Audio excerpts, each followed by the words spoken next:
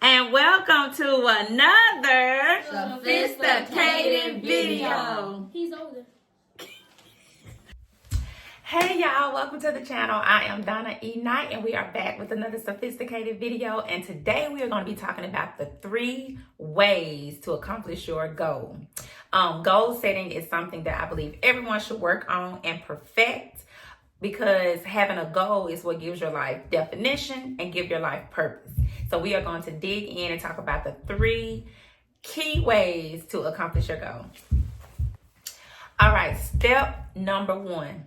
In order to accomplish your goal, the first key thing you must do is set your said goal. So you have to know what it is that you want to do, what it is that you want to accomplish. Your goal should be defined, and you can say, I want to be rich, but that is not a clearly defined goal. Your goal is you want to be rich, but what's the thing that you're going to do that's going to make you rich?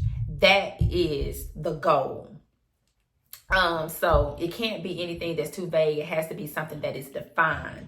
That's what a goal is. It's something that is defined, and it's something that you know within your heart that you want to accomplish. And there's no such thing as having one goal. You can have many goals that you want to accomplish. That makes it even better, having more than one goal. And another thing that I think is very important is understanding that there is importance in having long-term goals and short-term goals. Long-term goals are things that you want to see, for your future long-term. Like, for example, if you're young, your long-term goal may be, to have a family. Your long-term goal may be to own a business, but you may not necessarily see how you're going to get there in 20 years, but yet still it's a long-term goal and it is important. Short-term goals are things that you want to do right now, things that you want to accomplish, right now. But those short-term goals are the steps, are the building blocks to your long-term goal.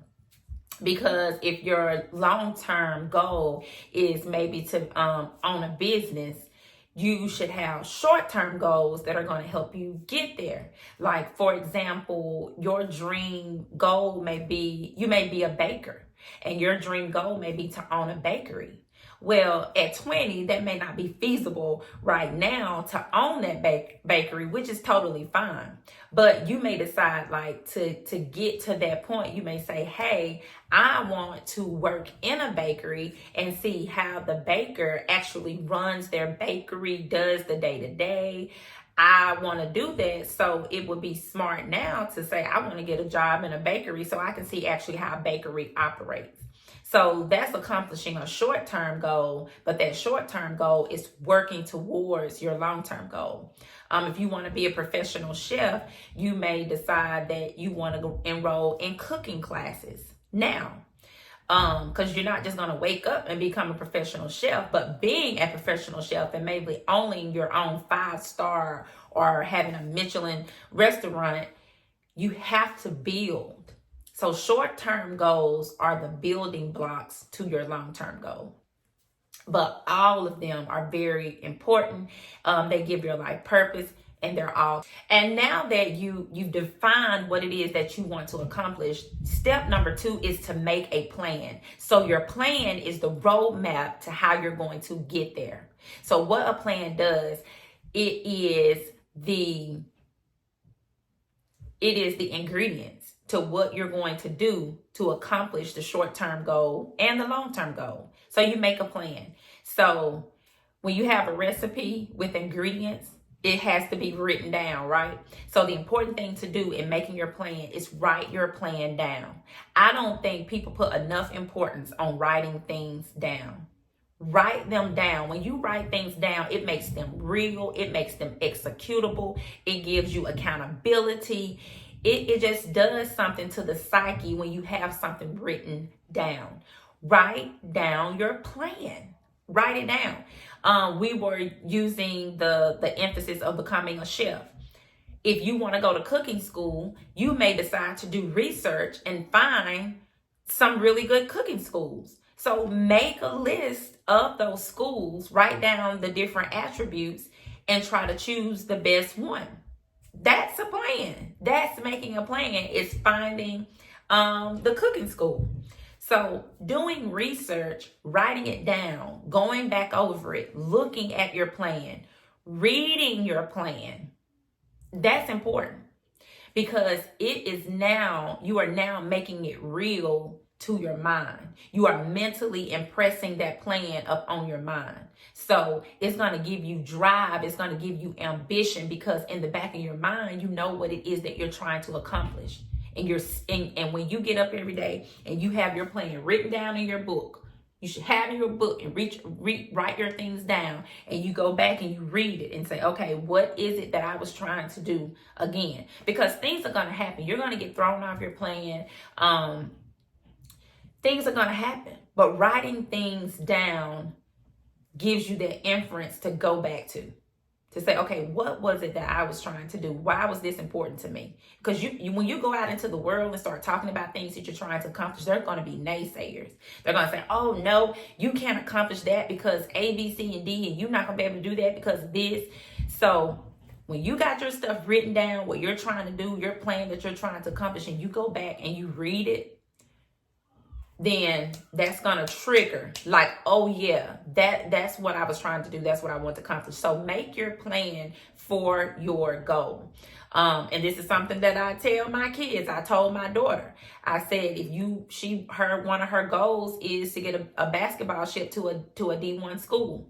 I said, you need to be making daily goals. Like what are you going to do daily to get to that goal? One of them should be, you should say, I'm going to shoot 50 3-point shots every day to perfect my shot, because I got to get my shot improved to get a scholarship. See, though, that makes it real to you. That makes it tangible. And then it also holds you accountable. It holds you accountable. And that also leads to step number 3, which is execution. Once you get everything written down, now you got to execute it. So if you say my goal is to enroll in a cooking school, or my goal is I'm going to get a basketball scholarship. So you got to go out every day and do the work. So you got to go online to the school. You got to fill out the application, find out the steps that you need to enroll, send the people the information that needs to be sent. See, execution, when it comes time to execute, that's when you can separate the boys from men. Because execution is where the leg work comes in. That's where the real work comes in, is in step number 3. And that's when you find out how bad you want something. Is when it's time to execute.